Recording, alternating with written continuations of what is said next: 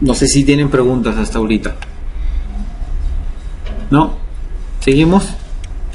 Bien.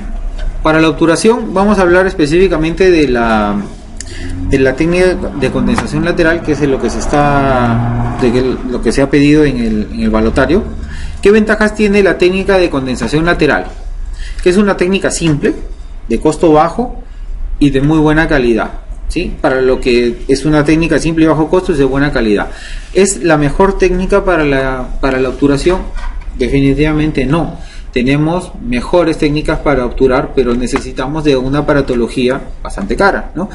Para hacer la termoplastificación de las gutaperchas necesitamos equipos especiales caros. En cambio, una técnica de condensación lateral, lo único que necesitamos son conos de gutapercha, un cemento y un espaciador, nada más, ¿no es cierto? Entonces, y a pesar de contar con pocos elementos, lo podemos hacer bien, ¿sí? Entonces, por eso es que siempre cuando ustedes vayan a ver técnicas de obturación nuevas, siempre se van a comparar con la condensación lateral. El gold standard es la condensación lateral, que es lo que hacemos todos. Tiene 3 etapas. La primera etapa es la elección del cono maestro. Cuando ya nuestro conducto está preparado y listo, ¿qué condiciones necesitamos para que nuestro conducto sea obturado? Necesitamos un conducto que esté seco, libre de mal olor, libre de cualquier supuración, ¿sí? No debe ni sangrar, no debe haber supuración, no debe haber mal olor, ¿sí? Si nosotros tenemos esas condiciones, entonces podemos obturar. ¿Cómo hacemos? Primero elegimos nuestro cono maestro. Nuestro cono maestro tiene que coincidir con nuestra última lima de instrumentación. Si nosotros instrumentamos apicales en el 45, entonces nuestro cono maestro debería ser un 45.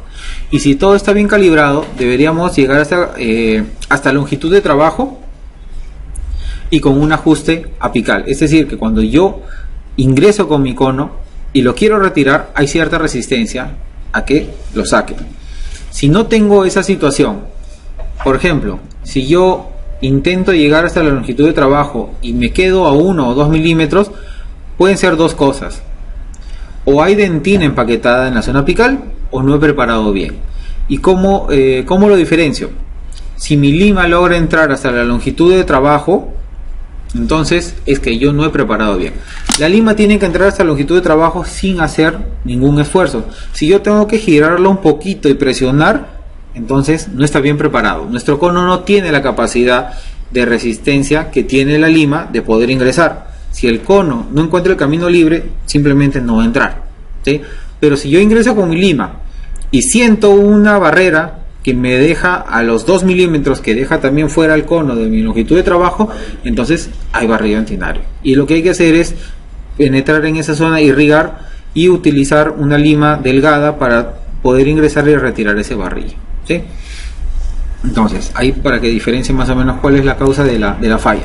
Entonces, mi cono maestro, nuevamente les repito, debe coincidir con mi lima maestra, con la última lima que utilicé para la instrumentación apical.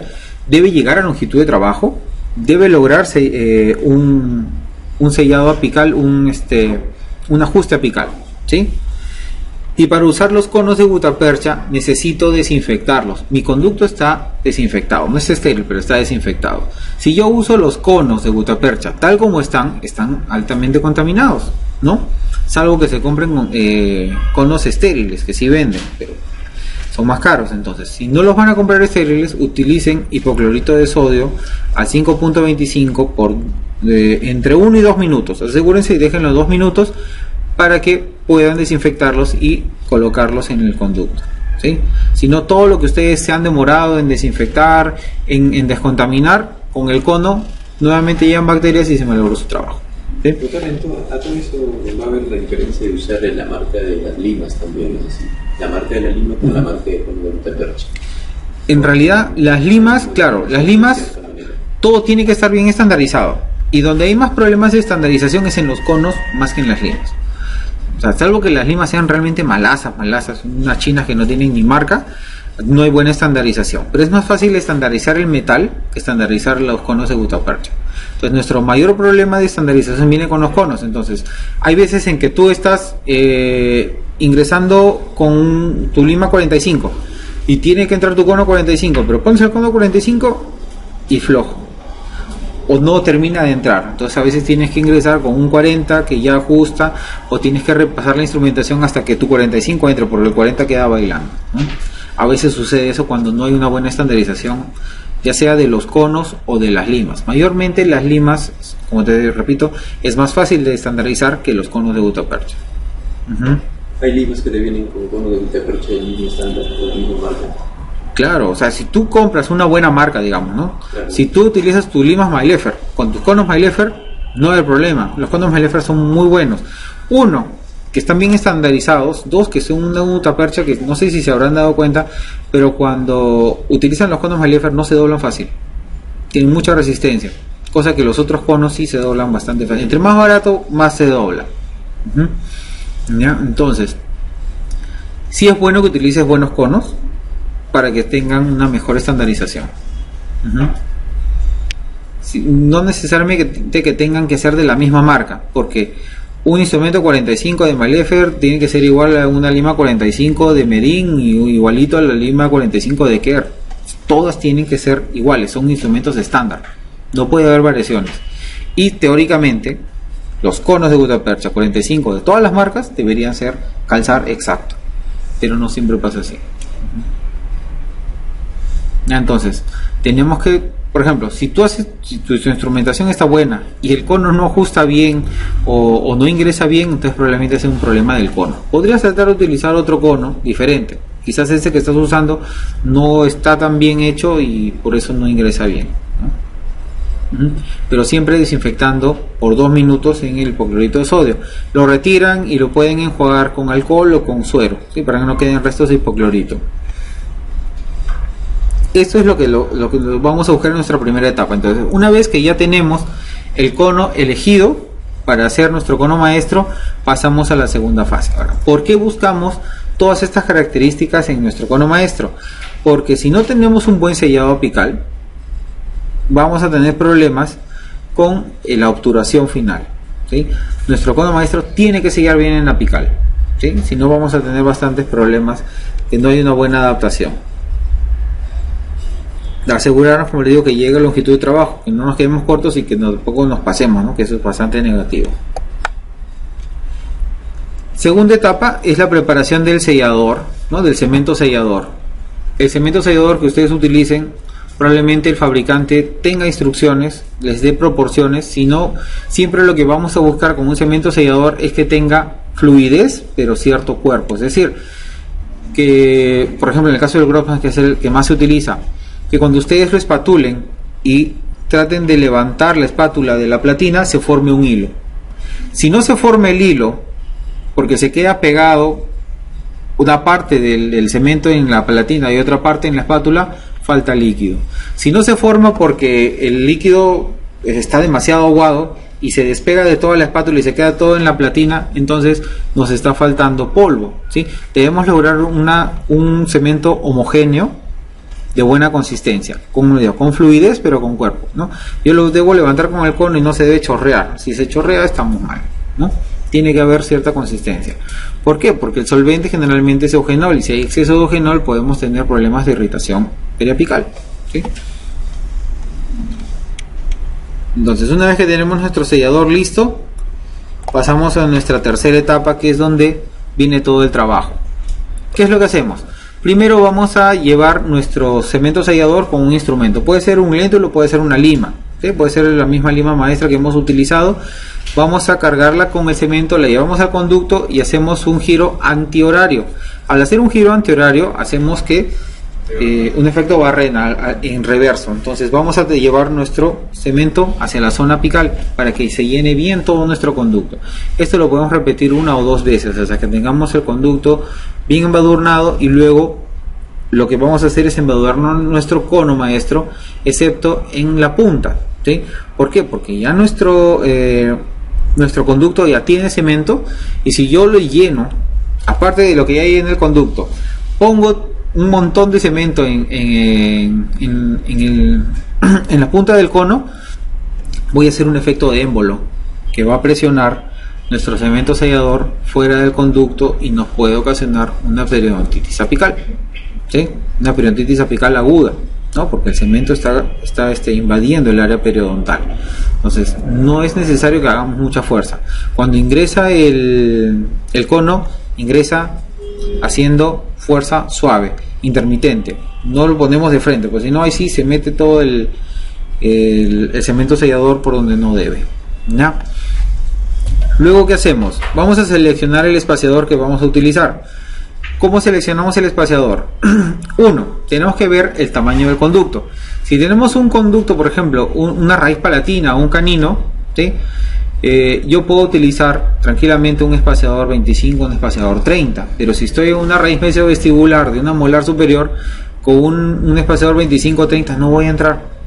Me voy a quedar en el tercio medio y no voy a poder hacer una buena condensación lateral. Entonces, dependiendo del conducto, yo selecciono mi espaciador, ¿sí? Si yo tengo espacio en el conducto, puedo utilizar un espaciador un poquito más grande.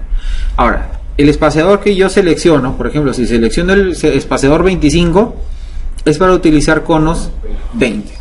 Siempre un número menos, ¿sí? Y siempre el tope de mi espaciador en 1 milímetro menos de la longitud de trabajo.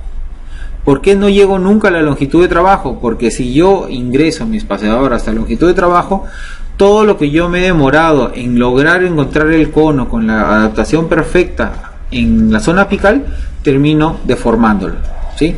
O quizás hasta sobrepasando y permitiendo el camino para que un conducto, un cono accesorio se salga fuera del conducto, ¿sí? Entonces, siempre 1 milímetro menos de la longitud de trabajo. ¿Cómo debemos ingresar? Ingresamos el espaciador haciendo cuartos de giro, hacia la derecha y hacia la izquierda, ¿sí?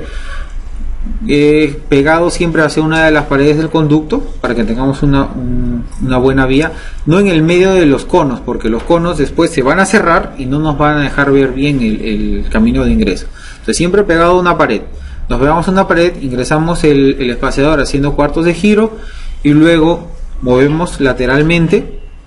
Y de ahí nuevamente cuartos de giro para retirar e inmediatamente colocamos nuestros conos accesorios, ¿sí? Y esto se repite hasta que ya nosotros, por ejemplo, si calculamos que nuestro tercio apical mide unos 3 o 4 milímetros, ¿no? Si yo estoy entrando 20 milímetros para obturar y ya mi espaciador está entrando en 17, ya llené todo mi tercio apical, que es la zona más compleja. El resto ya no necesito seguir colocando más conos. Una vez que ya llegué a ese punto, hago un control radiográfico para asegurarme de que está bien sellado, que no se me ha pasado los conos, que de casualidad mi cono maestro no se dobló en el momento que lo puse y se quedó corto, ¿sí? A veces puede pasar. Entonces me aseguro de que mi obturación está adecuada y recién ahí corto con calor, ¿sí? Y una vez que corto con calor y tengo esa gutapercha reblandecida, hago una condensación vertical y eso me ayuda a mejorar mi adaptación en el conducto, ¿sí? Una vez que ya logré cortar y hacerle la presión vertical, ¿no? Voy a eliminar los excesos tanto de la gutapercha como del cemento sellador, porque pueden ocasionar pigmentaciones en la pieza y una discromía posterior, ¿sí? Está comprobado que la discromía de las piezas con endodoncia son por dejar residuos del cemento sellador y del material obturador, ¿no? Y no necesariamente por haber despulpado al diente, ¿sí? Vamos a limpiar siempre esos excesos con una bolita de algodón con alcohol, ¿no? El eugenol es fácilmente soluble y con el alcohol, entonces con eso lo eliminamos y ya no vamos a tener problemas de decoloración. Luego secamos el conducto, la cámara, y colocamos nuestro cemento temporal. El cemento temporal que debemos colocar debe tener un espesor mínimo de 4 milímetros. Si es menos de 4 milímetros, corremos riesgo de que filtre, ¿sí? Y siempre tratar de usar un buen cemento sellador, porque de eso depende que nuestra endodoncia se mantenga aséptica. Si yo le pongo un cemento temporal de mala calidad, ¿no? Vamos a tener un desprendimiento de esa restauración temporal y posterior contaminación, ¿sí? Si yo sé que mi paciente se va a ir un mes de viaje y ya me lo advirtió, yo no le voy a poner un genato, le voy a poner como mínimo un policarboxilato, y esto si es que no le ponemos un ionómero, que sería lo más correcto, ¿sí? Porque si nosotros no nos aseguramos que haya este sellado coronal adecuado, el tratamiento de conductos definitivamente fracasa.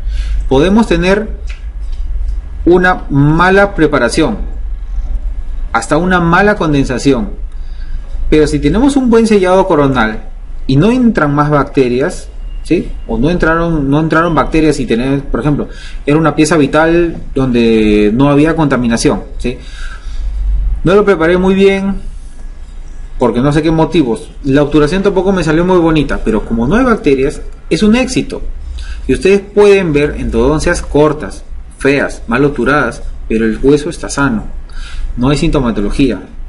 En resumidas cuentas, lo podemos considerar como un éxito ese tratamiento. ¿Por qué? Porque el sellado coronal siempre fue correcto y nunca se contaminó, ¿sí? Entonces yo puedo tener una endodoncia bien instrumentada, bien obturada, pero con contaminación de bacterias de nada me sirve, porque eso va a fracasar pronto. Entonces la importancia de ese método sellador depende de cuándo vayan a volver a ver a su paciente o cuándo creen que va a volver su paciente, ¿no? Si no, todo su trabajo nuevamente se va a perder. Una vez que terminamos de colocar ese cemento temporal, tomamos una radiografía de control, ¿sí? Siempre tomemos una radiografía de control. No vaya a ser que cuando cortamos la gutapercha y la reblandecimos, hicimos la presión vertical, se nos escapó algo, ¿sí? Siempre asegurémonos con nuestra última radiografía. Bien, nuestra última parte. Los errores que pueden ocurrir en la preparación de los conductos. ¿Qué cosa de mal nos puede pasar? A mí creo que ya me pasó todo lo que ha pasado acá. Stripping o desgarro. ¿Qué es el stripping o desgarro? Cuando yo hago una preparación, yo tengo zonas de seguridad. Por ejemplo, en una molar jamás hago la preparación hacia la zona de la furca, porque son las paredes más delgadas. Si yo me olvido de eso y hago la instrumentación hacia la zona de la furca, o con mi instrumentación rotatoria, sea el rotatorio manual, ¿sí?, voy a tener como resultado un desgaste excesivo, ¿sí? Por ejemplo, con el rotatorio yo voy a tratar de irme hacia mi zona de seguridad, ¿sí?, pero desgasto tanto que ya hago una perforación a ese nivel. O con mi otro instrumento, no, me pegué mucho hacia la zona de la furca, que siempre es una zona que debemos tener cuidado, nunca se desgasta hacia la zona de furca, y ocasiono una perforación, ¿sí? Entonces aquí estamos viendo lo que se llama el stripping o desgarro, ¿sí? Ese es un error por exceso de preparación.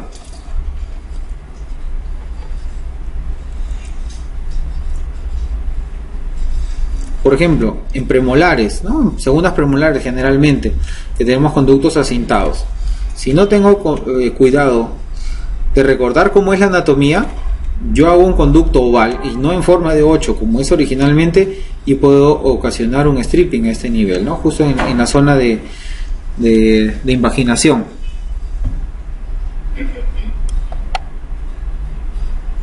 ¿Qué es el zipping? Diferente del stripping.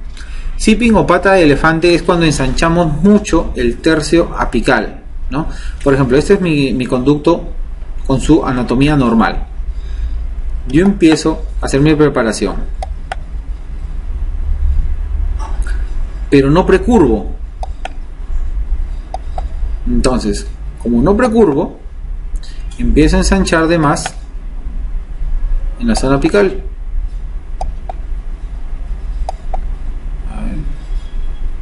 Y voy ensanchando el tercio apical. ¿Ven? Como perdí el conducto correcto, y acá estoy haciendo mucho más ancho mi conducto. Este es esa era la pata de elefante. Cuando logro llegar hasta el fin del conducto, y si no llego hasta el final del conducto, lo que he hecho es un escalón.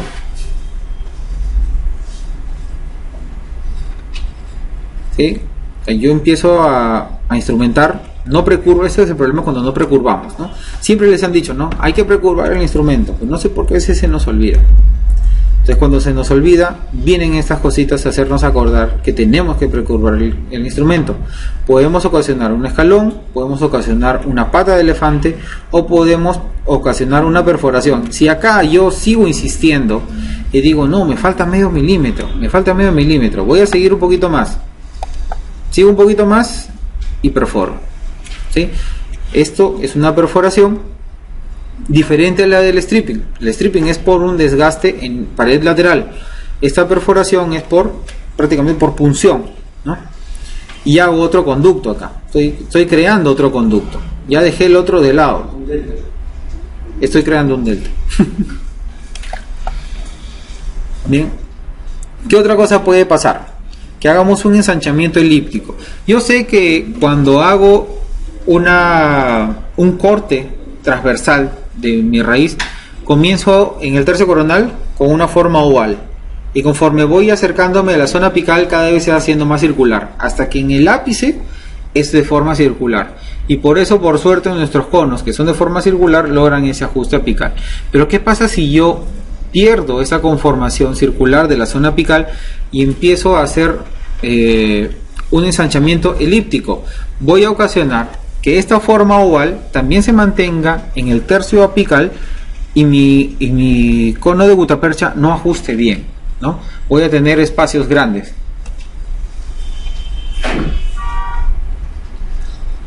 Entonces, si yo hago este ensanchamiento elíptico, voy a tener problemas con mi obturación. Uno, que no va a sellar bien. Dos, que se me pueden escapar los conos de gutapercha por los costados, ¿no? Los conos accesorios se pueden ir por los costados. Incluso el mismo cono maestro puede no ajustar muy bien, y cuando yo empiezo a hacer la condensación lateral y empiezo a ingresar, lo puedo extruir fuera del conducto, ¿sí? Entonces ese es un problema con el ensanchamiento elíptico. Hay que mantener la conformación del ápice. ¿Qué debemos hacer? Cuando ingresamos con el instrumento, no más de media vuelta, medio giro. Si nosotros damos más de medio giro, y si tenemos suerte que no se nos rompe el instrumento ahí en el ápice, lo que vamos a hacer es esta deformación elíptica del ápice, ¿no? Lo que hacemos es ingresamos no más de media vuelta y traccionamos, ¿sí? Damos esta media vuelta para que no vayamos, como les dije, para no impulsar la viruta de dentina hacia la zona apical. ¿Ven? Debería ser así como acabamos, ¿no? Forma circular. Y cuando hacemos el ensanchamiento elíptico, cuando nos pasamos de la media vuelta, tenemos esta forma en el ápice. Y esto para sellar es difícil. Después también, ¿qué puede haber? Una destrucción de la constricción apical, porque sobreinstrumentamos, ¿no? Se nos pasa la mano, no hacemos una buena conductometría o no medimos bien nuestros instrumentos y podemos ocasionar esta destrucción de la constricción apical. El límite CDC acá ya no existe, ¿no es cierto? Nos pasamos y tenemos al final un conducto bastante ancho, también nuevamente difícil de obturar.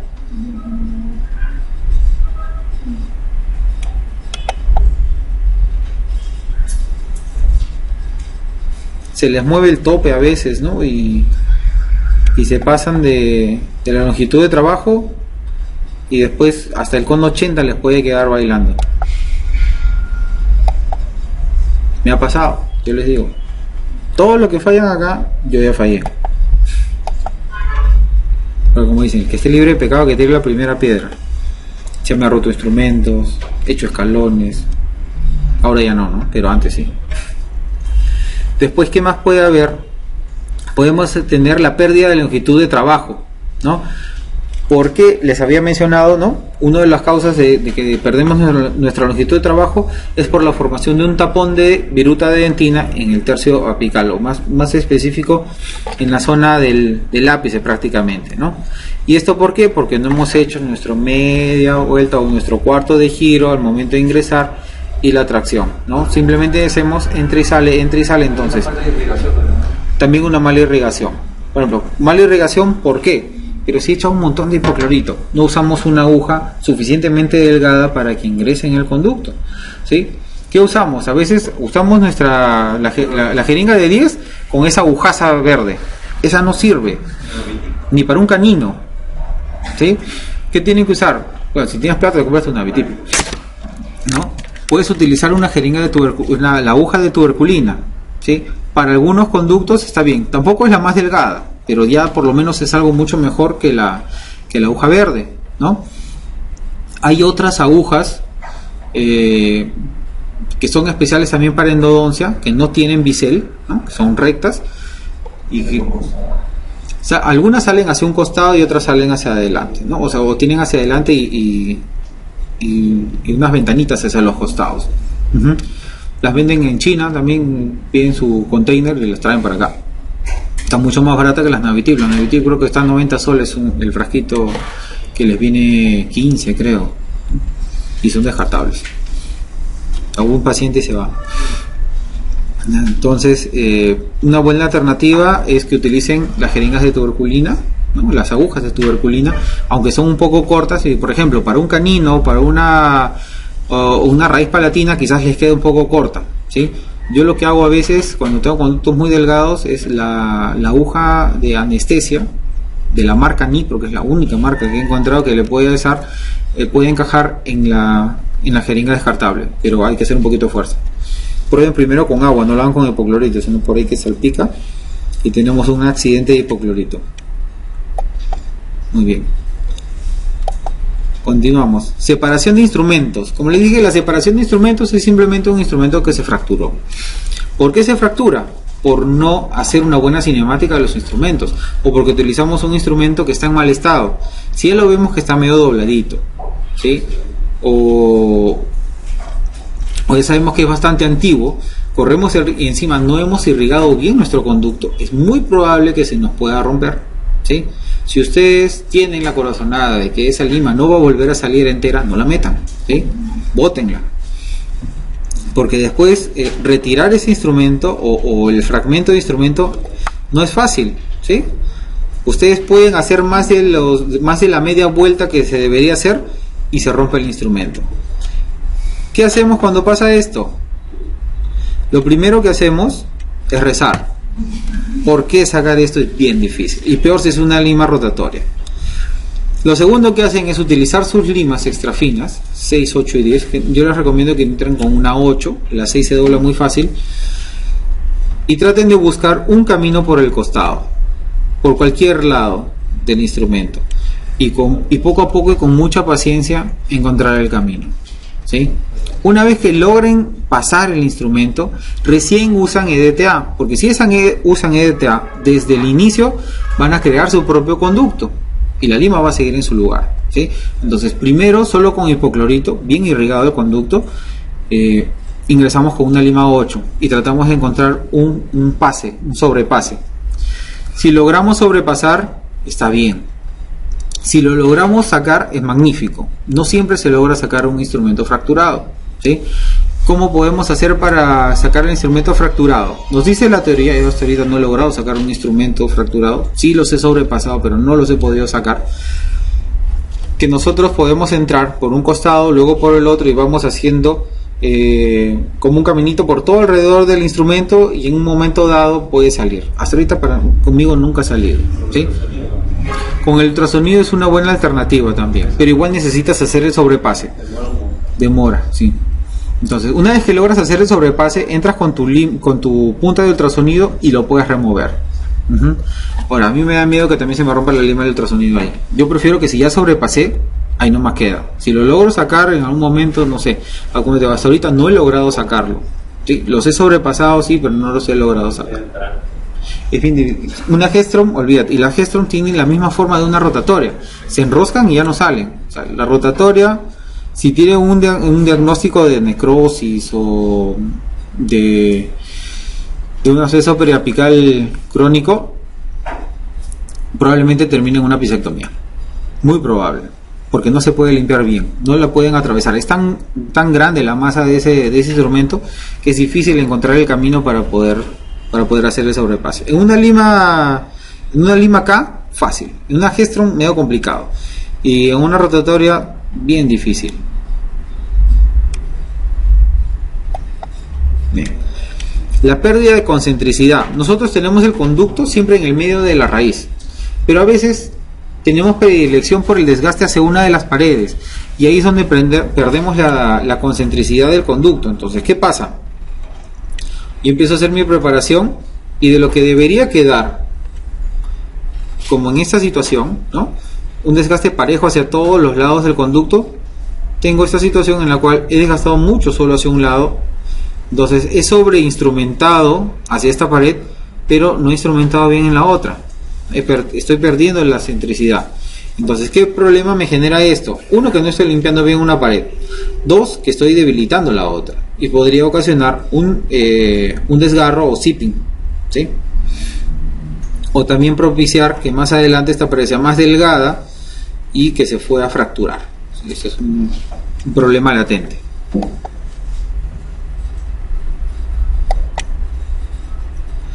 Entonces, en resumen, si yo precurvo los instrumentos, no voy a hacer ni zipping, que es la pata de elefante, ni el escalón, ni la perforación apical, ¿sí? Si yo precurvo mis instrumentos, me ahorro de hacer cualquiera de estas tres, de cometer cualquiera de estos tres errores. Si yo uso los instrumentos con una cinemática adecuada, con el cuarto de giro para el ingreso y la tracción, ¿sí?, no me emociono y le doy 180 pensando que es de níquel titanio, no voy a cometer errores en errores de stripping o desgarro. No se me va a romper, no se me va a separar el instrumento, no me va a fracturar, no voy a perder la concentricidad, y tampoco voy a hacer el ensanchamiento elíptico, ¿no?, que era lo que habíamos hablado, que nuestro foramen apical tiene forma circular, y si yo no hago una correcta instrumentación, va a terminar de forma elíptica. Importante que use una adecuada irrigación. Si yo tengo una buena irrigación que ingrese adecuadamente, ¿no?, por ejemplo, aquí estamos viendo, esta es mi aguja grande, se queda ahí. Una aguja de calibre delgado va a poder ingresar lo suficiente. Ahora, si nosotros tenemos una aguja bastante delgada que puede llegar casi hasta la longitud de trabajo, tengan cuidado, pónganle un tope y que no sobrepase por seguridad 3 milímetros, ¿no?, antes de la longitud de trabajo. Y siempre la irrigación es pasiva, nunca a presión, ¿sí? Hay que tomar una correcta conductometría, ¿no?, para no tener la pérdida de la constitución apical, y también para que no cometamos el error del escalón o codo, ¿no? A veces no medimos bien y empezamos a instrumentar menos de lo que deberíamos instrumentar, y cuando queremos recuperar la longitud ya está el escalón hecho.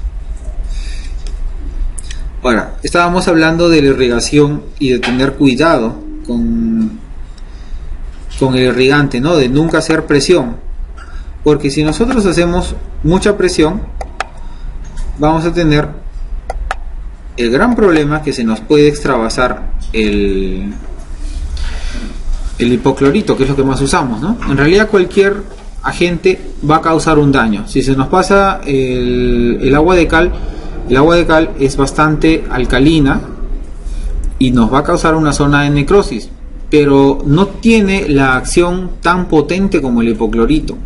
El hipoclorito realmente es un problema que se nos pase. O sea, un accidente de hipoclorito, que les caiga hipoclorito en la ropa, no es nada. El accidente de hipoclorito del que deben cuidarse es de que no sobrepase hacia el tejido blando, ¿sí?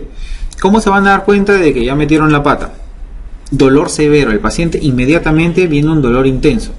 ¿Qué más es lo que continúa? Empieza a haber un edema inmediato y hay un montón de sangrado por el conducto y a veces también por el tejido, ¿sí?, por el mismo tejido blando. Entonces, dolor severo, sangrado profuso, edema inmediato de tejidos blandos. Si de casualidad el hipoclorito llegó al seno paranasal, ¿sí?, el paciente va a sentir un sabor de cloro en la boca, ¿sí?, y obviamente también una sensación de irritación. Hay una, no diría que posible, sino casi segura expansión o extensión de la lesión hacia la cara, que no se quede solamente en una zona intraoral, sino que también vaya hacia la cara. Si es en la zona superior, llega hasta la zona infraorbitaria tranquilamente, y si es en la zona inferior, va a llegar hasta la zona submentoniana. ¿Cómo se va a notar extraoralmente? Como una zona de equimosis. ¿Qué es la equimosis? Es una lesión de color morado, como si fuera un moretón, ¿sí? Y como todo moretón, va a tener un proceso para que desaparezca. Va a quedar primero morado, luego va a ser azul, luego verde, luego amarillo y luego desaparece. Hasta que sucede esto son aproximadamente 7 a 10 días. Entonces nuestro paciente tiene que estar informado de qué es lo que ha pasado y qué es lo que tiene que hacer, ¿no? Y si tiene esa zona de equimosis, que eso tiene un proceso, que la edema por lo menos va a bajar en 3 días y que el color morado va a desaparecer en no menos de una semana, ¿sí? ¿Qué otro problema puede ocasionarnos? Puede darnos una anestesia reversible o incluso hasta una parestesia, ¿ya? Y esto es un problema porque si ya estamos hablando de un problema neurológico, ojalá que no suceda eso, ¿sí? Ahora, como el hipoclorito tiene un poder de proteolítico, es decir, de desnaturalización de las proteínas, en el tejido blando va a empezar a causar esa desnaturalización, va a ser una necrosis y hay muchas probabilidades de que haya una infección secundaria, ¿sí? Entonces, ¿qué hago si se me pasó el hipoclorito? 1. Mantener la calma, ¿sí? Mantengan la calma porque basta con que el paciente esté desesperado porque ustedes también. ¿Qué hay que hacer? Busquen suero inmediatamente y empiecen a lavar profusamente el conducto para que se trate de diluir lo más que se puede el hipoclorito, ¿sí? Lo primero que tienen que hacer, lavado profuso con suero fisiológico. 1. ¿Es igual agua destilada también? Pero es más fácil que tengas suero, por ejemplo. Es más fácil que tengas suero a la mano a que tengas agua destilada. Ahora, el agua destilada no está estéril, el suero sí, ¿ya? Y si lo que buscamos es que salgamos a la zona periapical para hacer una dilución, mejor es el suero, ¿sí? Porque ya podrías estar inoculando bacterias. Mejor suero. Después, una medicación antibiótica y analgésica. De todas maneras tiene que haber un antibiótico. ¿Qué es lo más seguro? Que demos clindamicina, porque estamos en una zona anaerobia, totalmente, ¿sí? Entonces lo mejor es que sea una clindamicina de 300 miligramos por 7 días, ¿sí? Siempre hay que prever de que todo accidente con hipoclorito puede tener una sobreinfección o una infección secundaria. Entonces, medicación antibiótica y obviamente medicación analgésica, ¿no? Un AINE. Después de la fase inicial, si empieza a haber parestesia, podemos utilizar compresas calientes. Al inicio no, ¿sí? Al inicio no usamos nada caliente porque esa zona está toda edematosa. Si nosotros aplicamos calor, podemos potenciar el poder del hipoclorito, ¿sí? Cuando nosotros aumentamos cuando aumentamos la temperatura del hipoclorito, su poder aumenta. Entonces, nada de calor en los primeros momentos, pero sí después si es que hay parestesia para estimular la reparación del tejido nervioso, ¿sí? Y la parte más difícil es explicarle al paciente lo que ha sucedido y todo lo que va a pasar después, ¿sí? Esto pasa, a mí me ha pasado. Cuando me pasó cuando estaba estudiando la especialidad todavía. Y a cualquiera le puede suceder, ¿sí? Importante, como les digo, que mantengan la calma, que se le explique al paciente qué pasó, por qué pasó y qué es lo que va a suceder más adelante, ¿sí? Porque si ustedes le dicen al paciente para que no se asuste, no te preocupes, no, eso se baja en 2 días, no pasa en 2 días, mínimo son 3 para que empiece a bajar el edema ya algo notorio, porque el pico de inflamación siempre es primer día, segundo día, tercer día y recién el cuarto día empieza a bajar, ¿sí? Entonces el paciente se va a ver el primer día, se ve un poquito hinchado, el segundo día se va a ver peor y se va a asustar, el tercer día lo va a ver más hinchado y se va a asustar más, ¿sí? Entonces siempre el paciente tiene que estar informado, por más malo que sea lo que le tengan que decir, el paciente tiene que saber, ¿sí? Muy bien. ¿Preguntas sobre esto? ¿No? ¿Están cansados? Me imagino. ¿Ninguna duda sobre todo lo que hemos estado hablando durante la maratón? Pero usted decía que usted usaba cloro, ¿no es así? Sí. ¿Se no disminuye el porcentaje? Al 5.25 ¿O directo lo utilizas así? directo. Eso es ya sea en diente Vitales o necróticos. Ahora, en necróticos está indicado que utilices esa concentración. En vitales generalmente no se indica que lo utilices porque no es necesario, pero a mí me gusta utilizarlo esa concentración porque me logra una hemostasia rapidísima. Entonces, por esa ventaja yo prefiero utilizar el hipoclorito en esa concentración. Además que el hipoclorito, entre más concentrado, más rápido hace su poder de neutralización, de remover los detritos.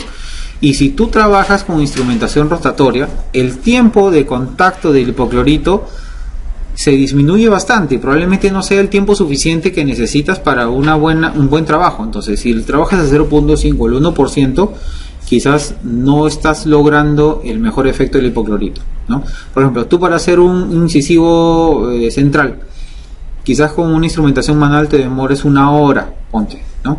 Con instrumentación rotatoria te demoras 30 minutos. 30 minutos desde la apertura hasta la obturación probablemente. En media hora, digamos, tiempo activo o tiempo efectivo del hipoclorito en contacto con la pulpa probablemente hayan sido 15 minutos. Y es poco tiempo para un porcentaje del 0.5, ¿no?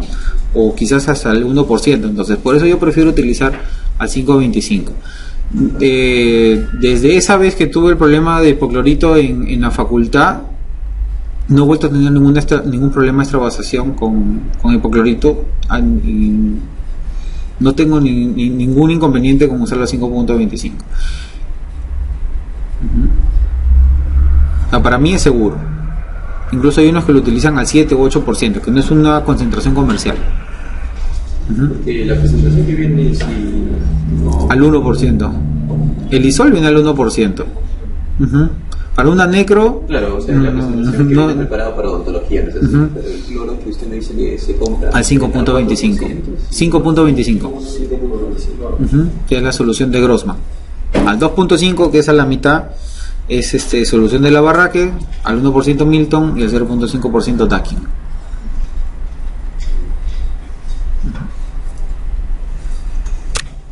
Se puede utilizar el ligado.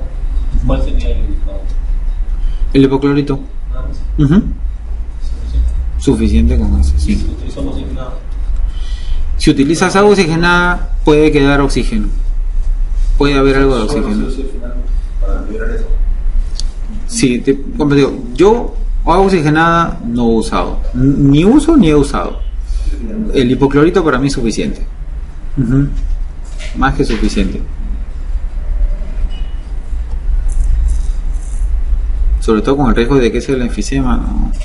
Pasa con el riesgo de que se me pase el hipoclorito porque empiecen 2 cosas que me estresen. ¿Alguna otra pregunta? ¿Sí? No, con respecto a la bibliografía que nos están dando, veo bastantes variaciones en diagnóstico. ¿Nos va a venir para poner separado pulpar de periapical? O como usted explicaba, hay que marcar lo más predominante, que en este caso viene a ser lo periapical? Solamente eso. Lo predominante es el periapical. Si tú ya tuviste una necrosis y progresa, ¿no?, a un absceso periapical crónico, tu diagnóstico es absceso periapical crónico.